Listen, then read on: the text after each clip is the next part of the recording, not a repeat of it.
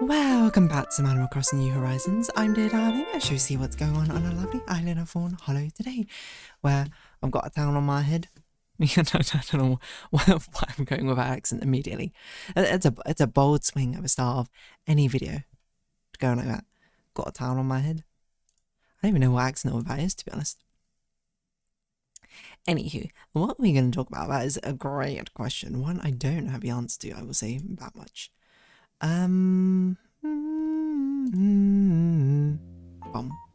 Hooked on a feeling. Okay, sorry. Good evening, everyone. Right now in Fawnhallow, it's 11:44 p.m. on Friday, February 13th, 2026. Yeah, but a cursed day, the day before Valentine's Day. Is it that cursed? I don't know. Actually, what did they shoot about on Friday 13th anyway? Why is it an unlucky day for some? Theoretically. I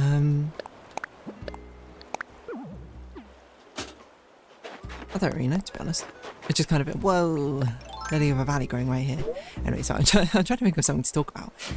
To be honest, I do have plans for tomorrow, but not really Valentine's related. It's actually hanging out with friends because it's the way this event landed, is what I'd say. I'm excited for it because I think it'll be a good time. I actually just got done meeting them for dinner today. Nice place. And yeah, we had some Caribbean food. I think specifically some Trinidad and Tobago, I suppose. Trinidadian. But yeah, it was pretty good. Is that what I'm going to talk about? No, maybe not. I don't know.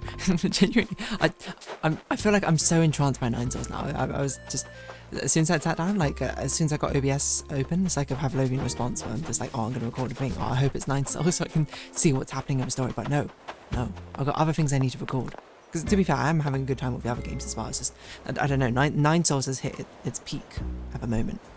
Nine Souls has, I mean, gameplay-wise, I was already quite like having fun with it, but then like, the story-wise, it's just ramping up and up. Or maybe I'm just getting more and more invested in it. I don't really know, to be honest.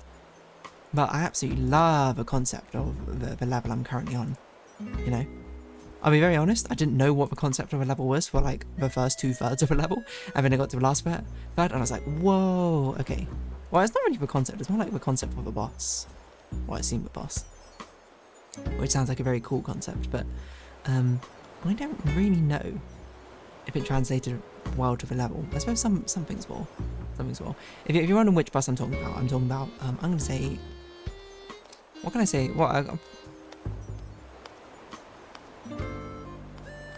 I'm trying to think of what to say. Nah, I mean, I don't think it's good. I mean, if you don't want any Nine Souls spoilers, I suppose, on thematic spoilers, then you should stop watching. But there's basically a boss based on Chinese opera.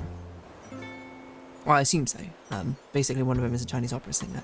You don't know Chinese opera, also known as, I've got to think about this, hold on. Xi Chu, I think, something like that. It's musical theatre in China, I suppose. And it's pretty old. How old? I don't know.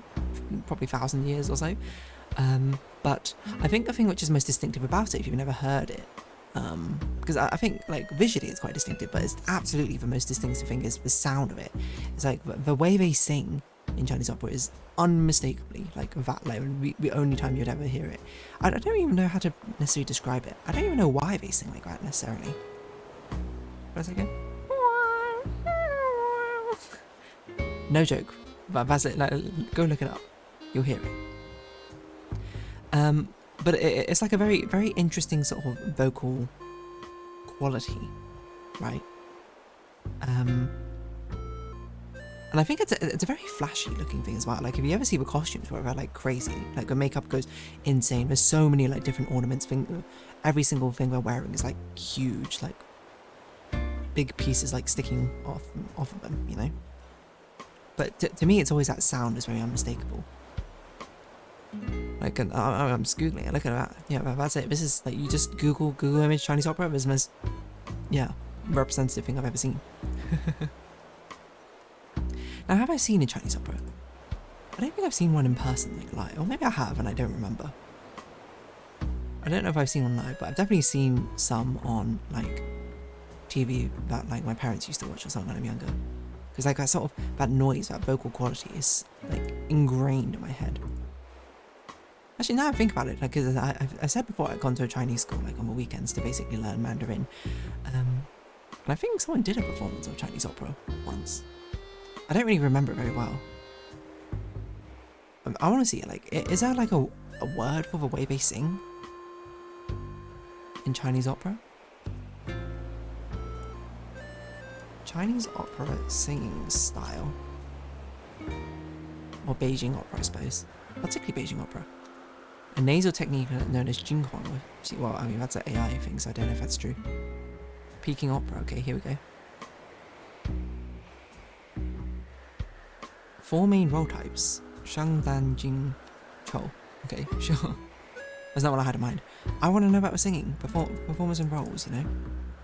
Training, no, all performance, yes, very good. Vocal production. 4 levels or song? Is that what I want? Stage speech. No, I'm like the way they sing, it's so unmistakable. I wonder how they do it as well.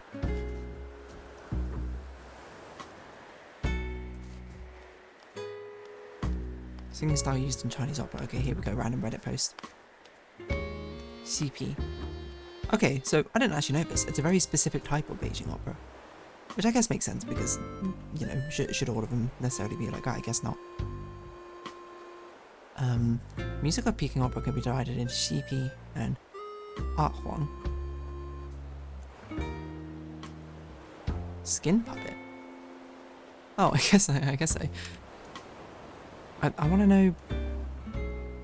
I guess it's just called in the CP style. I don't know, because it's a sort of thing which, you know, always astounds. Well, I mean, culture in general is always very exciting to hear about, like, such differences, such unique things that because every culture has their own very unique things, ways of expressing, especially art, I think, like, very commonly. And this one, to me, I think is just so evocative of, as a, well, I suppose a Beijing specifically,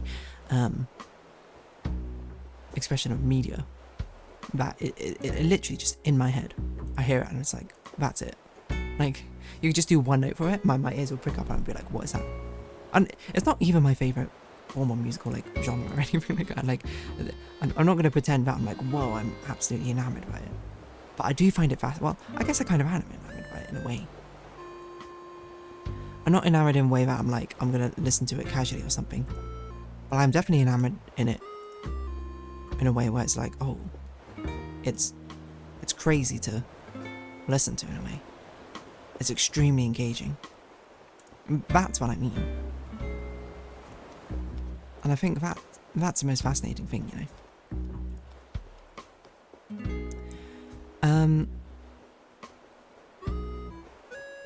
Yeah.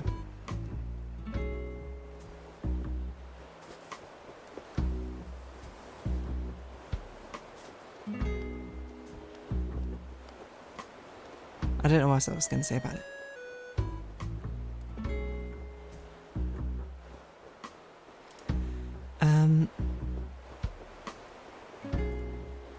Yeah, I don't know. Chinese opera, like, okay, well, sorry, I say CP opera. It's so unmistakable. I wonder what other things, like, because there's almost certainly, like, in even other different, like, cultures and musical genres, I'm sure there's, like, a very distinctive thing that they do, which I'm sure if you engage with a culture, you grew up with a culture, you hear, like, a split second of it, and you're like, who's playing that music, which I recognise or something. I don't know.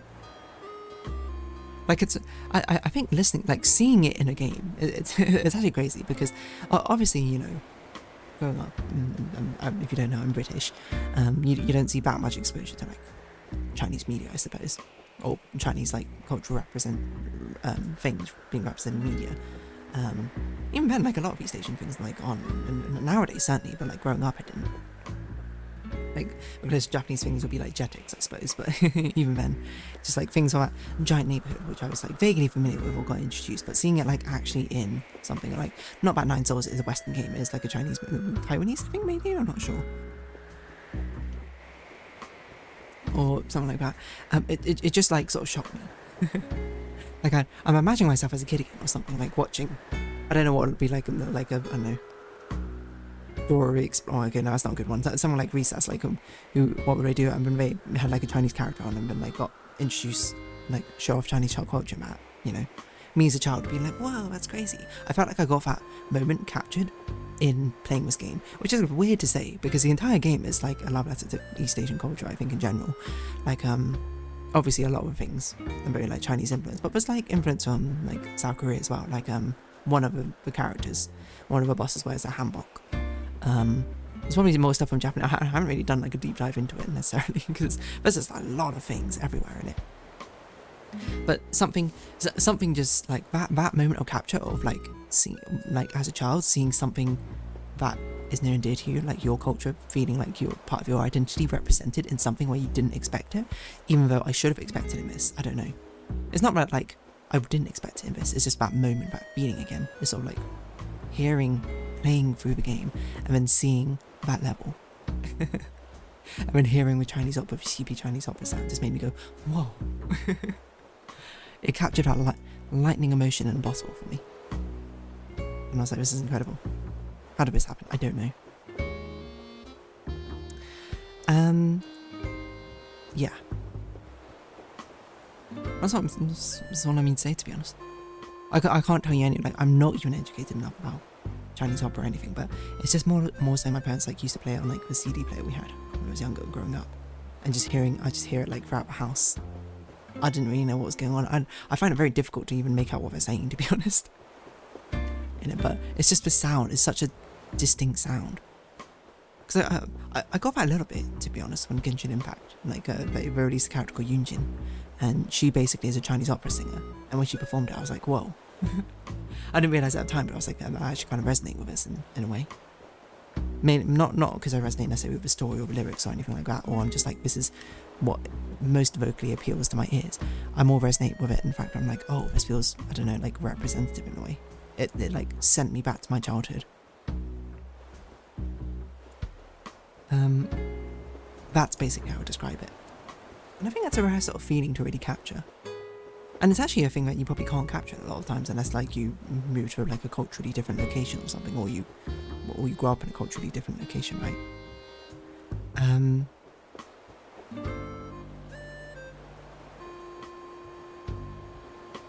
Yeah.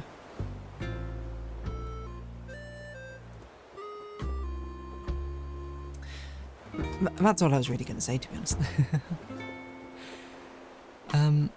I just find it fascinating.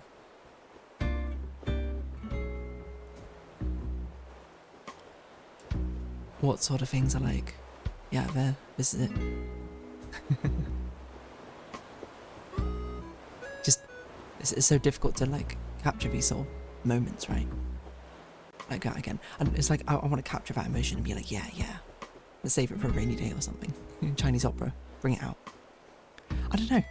If anything, it's made me want to go see a Chinese opera, and I'll probably watch it and be like, wow, I didn't understand any of that, but that was still very moving somehow. Like, I mean, to be fair, I do actually like opera as a medium. I can't say that. I mean, I find it difficult to understand English opera sometimes. I think me understanding a Chinese opera is going to be like even more impossible. But yeah, I don't know. I think it's also seeing like the visual representation, like the makeup that they often have in Chinese operas. Like there's some things which is interesting culturally, like which traditional, which is kept up as a tradition, as to like sort of bring back old traditions into it. But some things which it's interesting which ones have also, instead of doing that, like culturally iterated upon them. I wonder if that's happened in Chinese opera. I don't know. But like those flags is also a very iconic thing. The Chinese opera, just like a load of triangular flags sticking out. What's the story behind it? I've got no idea. But yeah, I mean, I very much recommend you go like watch a video in Chinese opera so you understand what that vocal sound is. And then you can remix it even more, to be honest. That's why I'm so excited to get to this boss, because there's no way this character does not sing Chinese opera during the entire boss fight or something, and that's gonna be lit. I love my musical boss stages, you know. So I'm extremely excited to get to this boss character.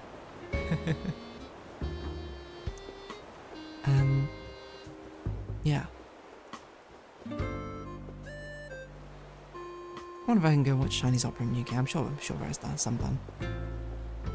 I remember in university I watched a Chinese play. It wasn't in Chinese, though, it was an English adaptation.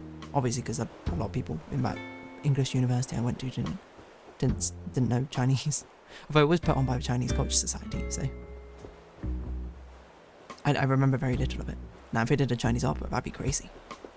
What a culture exchange. I also think it's because it's just something which feels so far removed from a lot of the Western British culture, of course, I grew up with.